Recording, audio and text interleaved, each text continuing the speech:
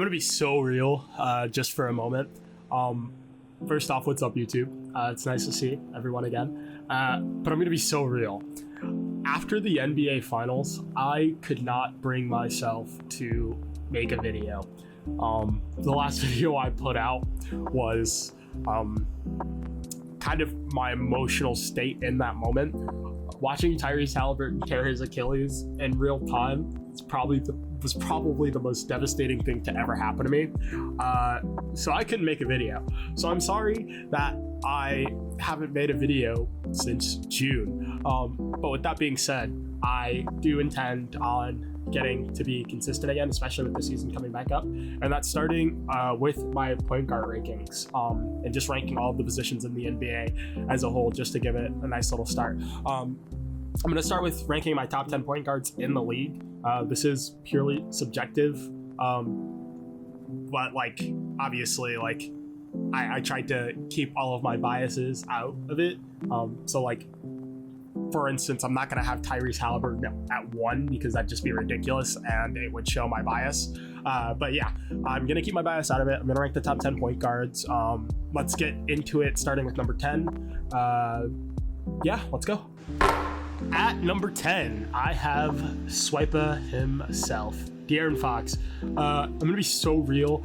I think De'Aaron Fox is probably the weakest among my top 10, and this is solely because I didn't include Kyrie Irving in the point guard rankings, primarily just because he was playing the 2 guard with Luka for so long, so he'll be included on my shooting guard list.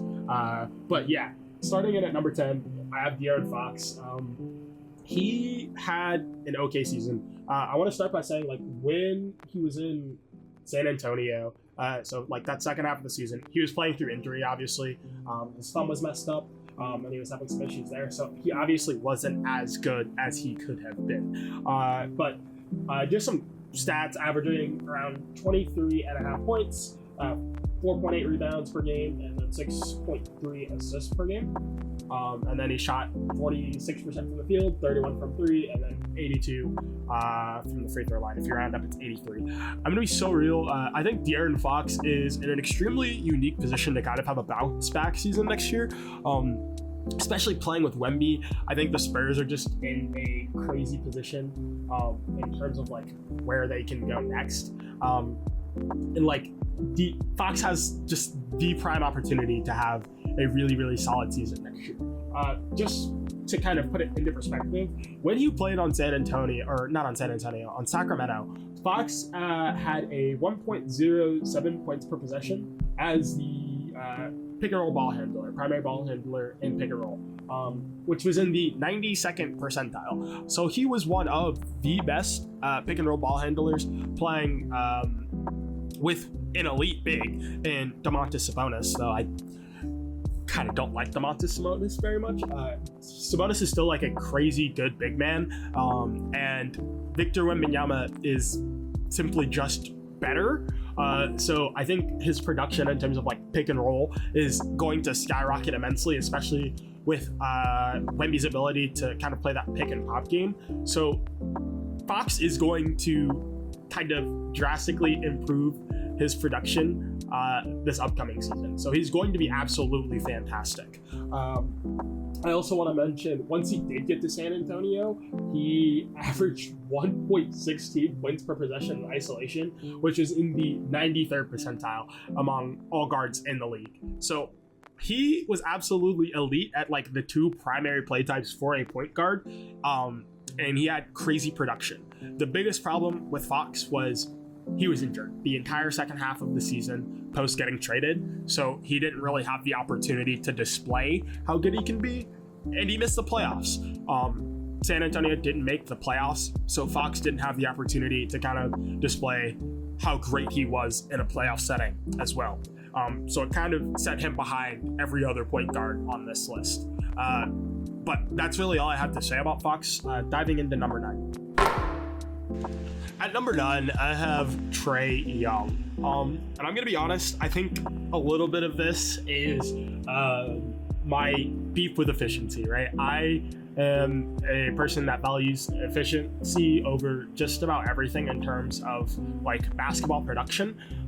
And I think though Trae Young is probably the second, no, okay, let me be realistic. He's probably like the third or the fourth best playmaker in the league, one of the best passers in the league, only behind like Jokic, Halliburton. I think Trae Young kind of slots in at third. Maybe Luka's slightly better than him, but he's an elite passer. He averaged the most assists in the league this year at 11.6, while also averaging around 24 points per game. The problem with Trae Young was his efficiency. Now, granted, a lot of it was he had to put up shots for his team, and he had to kind of be the engine that made the Hawks go, especially after Jalen Johnson went down. He didn't have the opportunity to play in a system that allowed him to be efficient. But regardless of that, his efficiency wasn't where I wanted it to be. But that doesn't change the fact that he isn't. But that doesn't change the fact that he is one of the best playmakers in the league. Like I said, averaging 11.6, rounding it up to 12 assists per game. Also, ranking in the 71st percentile as a pick and roll ball handler. He makes some of the best decisions in the league. There's no doubting that.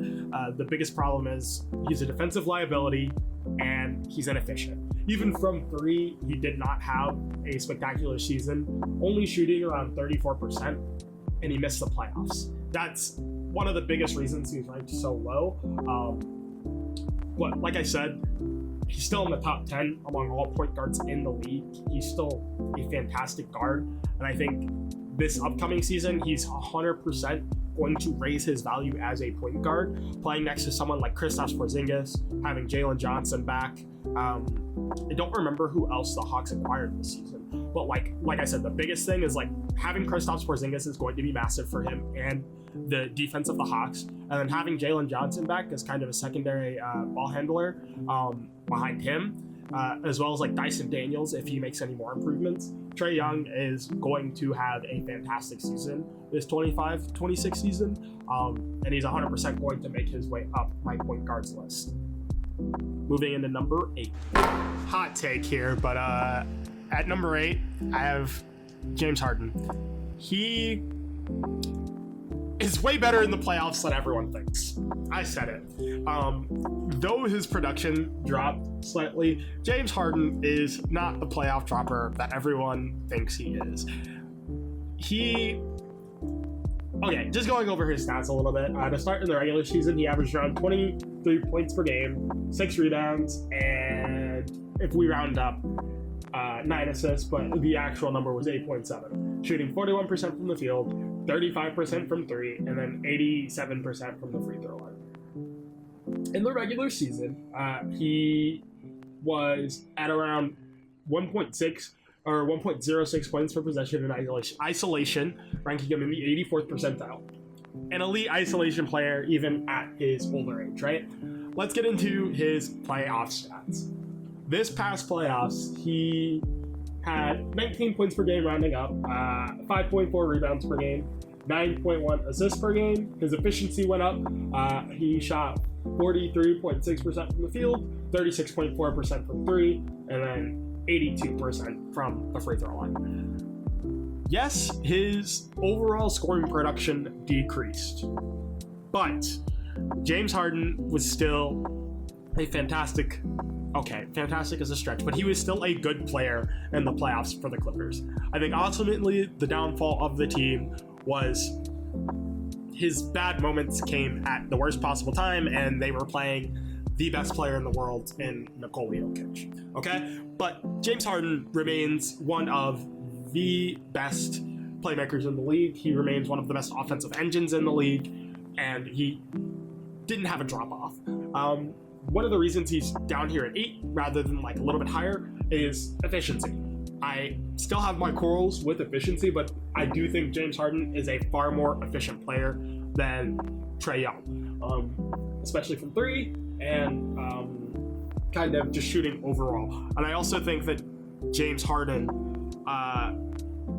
kind kind of was in a similar situation to Trae Young, especially in that first half of the season. He was in a position where he needed to be the engine, right? He needed to put up those shots. He needed to be an offensive threat to that degree. So he put up a lot of shots. But the fact that he was able to kind of carry the Clippers offense to that degree until Kawhi returned was ridiculously impressive. Most people, including myself, had the Clippers being an abysmal team until Kawhi returned. And the fact that James Harden was able to kind of maintain them until Kawhi made his return, utterly ridiculous. So one other thing I kind of want to mention is like he also maintained his ability to be a fantastic pick and roll ball handler. He was at 1.1 points per possession as a pick and roll ball handler in the playoffs, which ranked in the 81st percentile. He's still elite. He's still James Harden. He's still the system. They're like, realistically, I think a lot of people kind of overreact to some of his playoff shortcomings, and don't get me wrong, it sucks to kind of have him drop at the worst possible moment, but he still manages to produce in a way that can lead to wins at times. So James Harden, number 8. Moving on to number 7. Number 7, I have my glorious prince, Darius Garland. Darius Garland had a fantastic season, and I've made an entire video about how fantastic Darius Garland is as a player, and how elite he is within the kind of Cavaliers system, right? But just to kind of break down his stats, 21 points per game, rounding up in the regular season, 3 rebounds, and then 6.7 assists per game, on 47% from the field, 40% from 3, and then 88% from the free throw line. He was one of the closest players to being 50-40-90 this season, and he was 50-40-90 at one point this season. He was absolutely fantastic in the regular season. He was one of the best pick and roll ball handlers in the league throughout the season. At around he was in the 86th percentile. Sorry, I think I have the wrong number written, so I don't want to say it out loud, but I know for a fact he was in the 86th percentile. And then he shot 42% on all catch and shoot 3-pointers, which is ridiculous, and it shows his ability to be an off-ball player, which is part of the reason he is such a good point guard, right? It's his ability to play off guard or off ball with a kind of ball handler like Donovan Mitchell.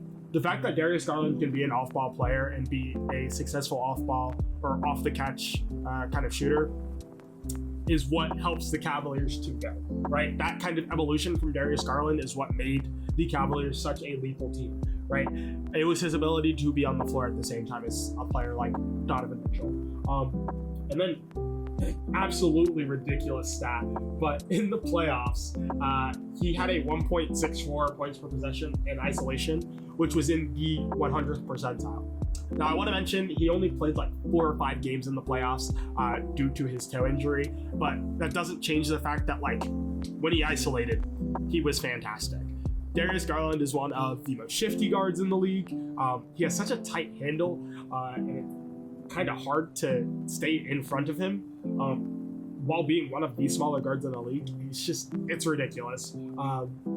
I made a whole video on Darius Garland, so if you really want more in-depth kind of details about why I value him so much, definitely watch that video. But a big part of it is his ability to be as efficient as he is. The primary reason he's so low is defensive ability, right? He is not a fantastic defender, and part of that comes with his size. But as an offensive player, he is probably one of the best on this list.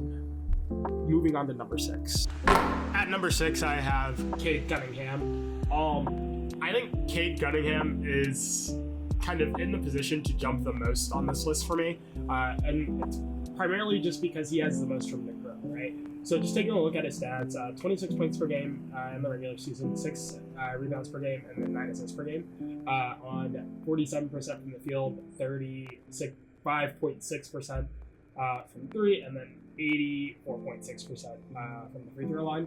His numbers in the regular season were absolutely fantastic. Sorry. But his numbers in the regular season are absolutely fantastic. The primary reason Cade isn't any higher was his production in the postseason.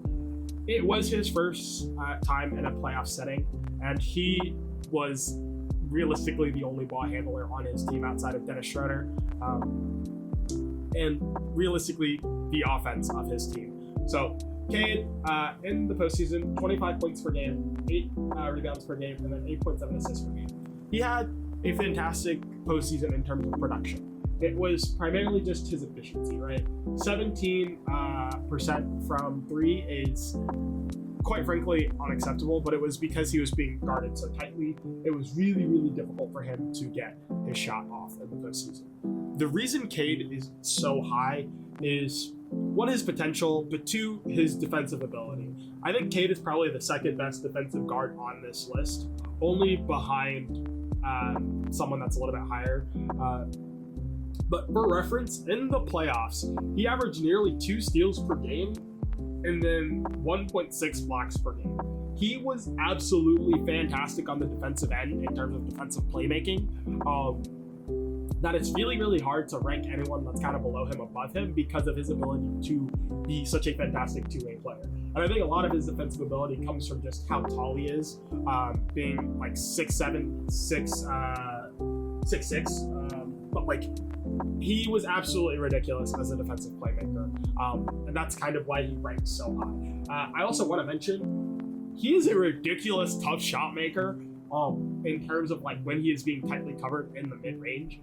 Cade shot 48.5% when tightly covered throughout the playoffs, which is a ridiculous stat.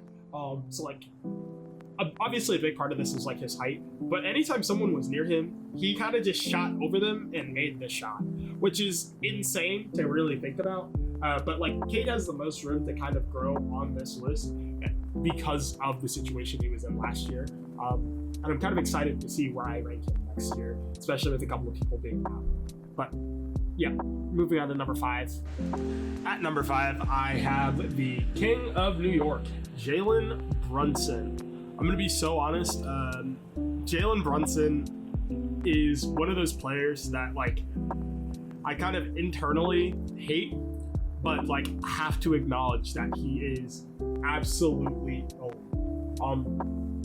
He had a fantastic season. Realistically, I think if he could have won the finals, if they could have beaten the Pacers, he was fantastic. But Jalen Brunson, 26 points per game in the regular season, 7.3 assists per game, and then 2.9 rebounds per game, shooting 38% from 3, 48% from the field, and then 82% from the free throw line. He was ridiculous in terms of being an offensive engine. He was the only reason the Knicks had a semblance of like offense, especially with Tom Thibodeau being such a bad offensive coach. The offense of the New York Knicks was give Jalen Brunson the ball and let him cook, let him figure out what's going to happen. And he kind of took that and ran with it. To kind of put that into perspective, 1.04 points per possession as the pick and roll ball handler, 88th percentile, and then in the regular season, and then 1.11 ISO points per possession, which was in the 86th percentile in the playoffs. He was ridiculous. One of the best isolation players in the playoffs. Not to mention, in the playoffs, he averaged 29 points per game, 7 assists, and then 3.2 rebounds, while maintaining pretty good efficiency, shooting around 36% from 3, 46% from the field, and then 85% from the free throw line. Jalen Brunson is a ridiculous player. Not to mention his ability to draw fouls and get to the free throw line. He's insane. Like I said, he's one of those players that like I am not a massive fan of, but I have to acknowledge how fantastic a player he truly is and how great an offensive engine he truly is. I think Jalen Brunson is kind of where like I'll get a lot of pushback in terms of my ranking, because like Jalen Brunson could be ranked anywhere from like 3rd on this list to 4th on this list.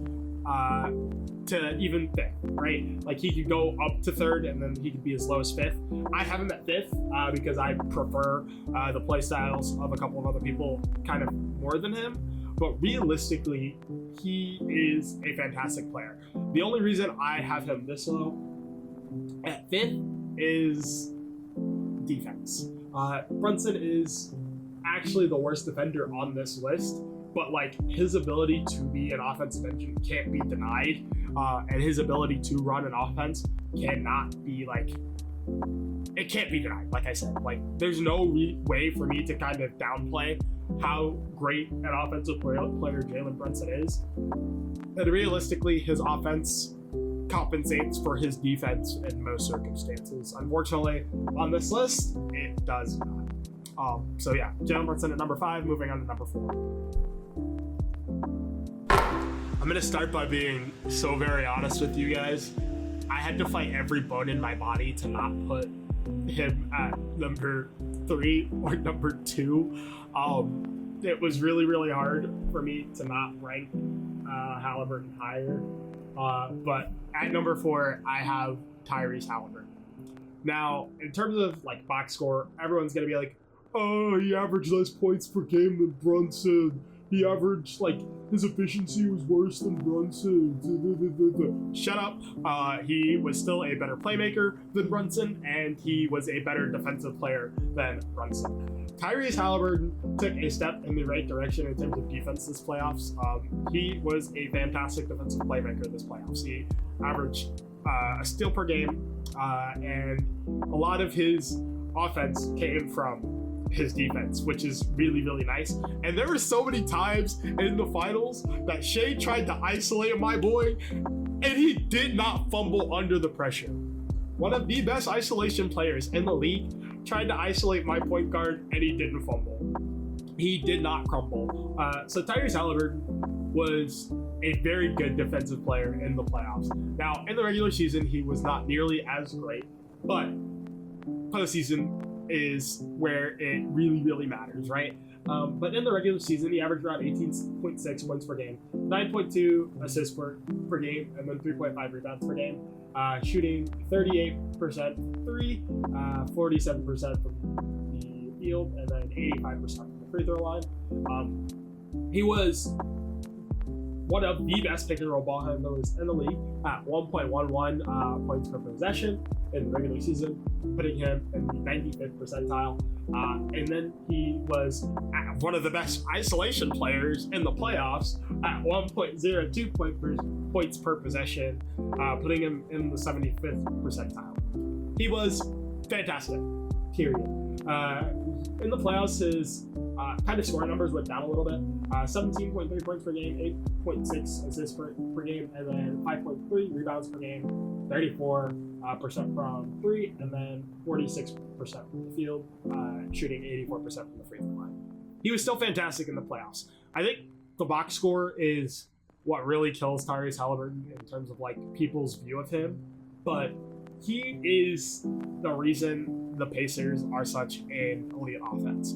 His ability to pass, his ability to kind of see the play before everyone else and to kind of process things is better than like everyone in the league outside of Nikola Jokic and LeBron James. There is no one that sees the game better than Tyrese Halliburton outside of those two players. That is how good he is. And this isn't to mention his ability to be an off-ball player. He shot 45.5% on catch and shoot threes in the playoffs. He's a fantastic off-ball player. He's really, really good at getting off the ball, and he doesn't hold the ball for very long. It is his ability to do both and to kind of be the system that is the Indiana Pacers is insane. And they're going to miss him so much throughout this next season. I'm going to miss him so much throughout this next season. I'm still not over the Achilles tear, but like, there was no way I was putting him lower than 4, realistically, because he is just that great a player. Moving on to number 3. At number 3, I have the greatest point guard of all time. Yeah, I said it. Number 3, I have Steph Curry. I think, realistically, I could have flip-flopped Steph Curry and Tyrese Halliburton, but I think I gave Steph Curry the nod because of the fact that he's Steph Curry, but also I'm giving him grace because of his injury in the playoffs. I definitely think he could have gone further if him and Jimmy Butler did not get injured in the second round of the playoffs. So, just to kind of break down his stats, 25 points per game in the regular season, 4 rebounds, and 6 assists per game on 45% from the field, 40% from 3, and then 93% from the free throw line. Still elite efficiency as the greatest three-point shooter of all time. And then in the playoffs, he was at 22.6 points per game, 5 rebounds per game, 5 assists per game, and then 47.7% from the field, 40% from 3, and then 89% from the free throw line. He was absolutely ridiculous in terms of efficiency in the playoffs. He was the main semblance of offense in terms of the Golden State Warriors. I think Steph Curry is still the best offensive engine in the league, outside of maybe Shea and Luka, but he is still the best offensive player in the league in terms of just carrying an offense. I think obviously he's fallen off a bit. He's not as good as he used to be, but he's still absolutely fantastic. To put it in perspective, he shot 44% on all pull-up three-pointers in the playoffs. Oh my God, this is a ridiculous number. He was at 1.5 points per possession coming off of all screens, which put him in the 100th percentile. He is one of the best off-ball players in the league. His shooting coming off the screens is ridiculous. And then he was at 1 points per possession as a pick-and-roll ball handler, which is in the 65th percentile. He is still one of the best offensive players in the league, and it is because of his versatility that he is so fantastic. His ability to play off ball is the best among all point guards, period. His ability to play on ball is also absolutely ridiculous, hence his pull-up jump shot number in terms of three-pointers. Steph Curry is still one of the best players in the league. Yes, his points per game may be lower than some of the people below him, but that is not what matters. What matters is Steph Curry's gravity and his ability to be that much of a spacer.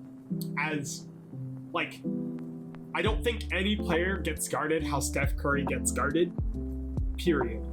The only player that might get guarded as crazy as Steph Curry is Shea, and even still, it's not really that close. Steph Curry is still ridiculous. Not to mention, he isn't a bad defensive player. I think a lot of people think Curry is a bad defender because he's just that great as an offensive player, but Steph Curry is a very solid defender. I think because of Draymond Green, it kind of covers up some of his deficiencies, but Steph Curry is still a fantastic defender, and he deserves to be at number 3. Moving on to number 2. Luka Doncic is my number 2. I think Luka could have gone anywhere from 2nd to 3rd. I don't think he really had a chance at being first on this list this year. I think any other year he probably could have competed for that number 1 spot, but I don't think he could have this year. And that's primarily just because number 1 was on a completely different level in terms of offense and defense. There was just no way he could have competed. But Luka was still elite, right? 28 points per game in the regular season, 8 rebounds per game, 7.5 assists per game. Then shooting 44% from the field, 38% from 3, and then 79% from the free throw line. So still really solid production on solid efficiency. Luka was still really, really good. I think a big reason that Luka was slightly lower was he got traded in the middle of the season, and he was not nearly as good as he could have been when he got traded. The Lakers weren't a system built for Luka, so he was obviously not going to produce as much. But also, Luka is a defensive, not liability, but he is not fantastic on the defensive end, and that was definitely part of the reason the Lakers did not make it as far as they could have in the playoffs. But to kind of talk about Luka's playoff production, 30 points per game, 7 rebounds per game on 5.8 assists per game, shooting 45% from the field, 35% from 3, and then 89% from the free throw line. He was still really, really good. I think realistically it came down to he played the Timberwolves, which was kind of like the perfect team to limit his passing ability. But the Lakers also just did not have the defense to compete with the Timberwolves, right? So Luka kind of falls short on this list of number one because of the situation he was kind of put in, getting traded mid-season. But he was still elite offensively. He was still one of the better offensive engines in the league. Doesn't change the fact that he's Luka Doncic. I think next year he'll be in MVP conversations again. He'll be just as great, and people will see him the same way. But I don't think he could have competed with number one this year. Speaking of number one, let's jump right into who my number one is. If I'm being honest, anyone with a brain would have known who my number one was going to be. I think there was only really one option. At number one, I got Shai Gilgeous-Alexander. I don't think there's a player that kind of embodies being kind of good at everything as much as Shai does.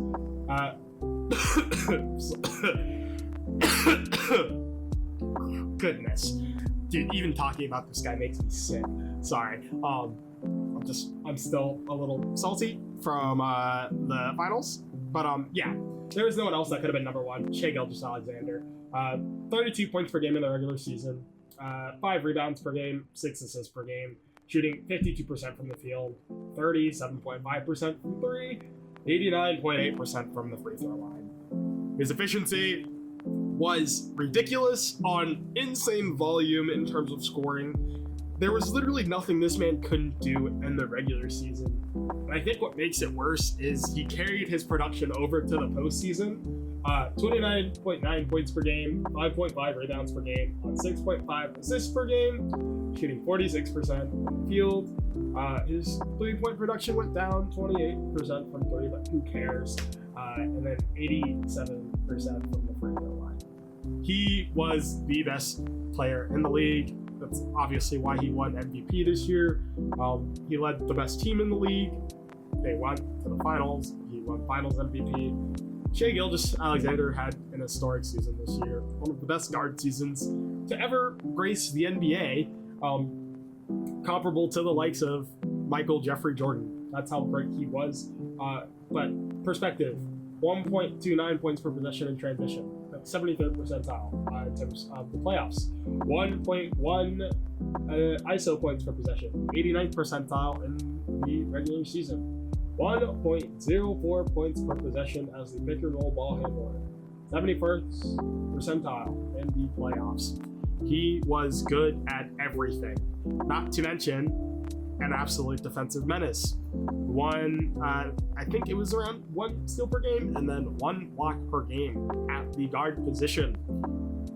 I hate acknowledging how great he is because he beat my team in the finals, but Shai Gilgeous-Alexander is the best point guard in the league, and there isn't really a competition this year. I think he's going to carry it over to next year. I honestly think the Thunder might go back to back. They are positioned to win again and again and again, and it breaks my heart. But that is my point guard ranking. Next week, hopefully, I'll have my shooting guard rankings out. But yeah, thank you all for watching. Like, comment, and subscribe, and I will see you all later. Goodbye.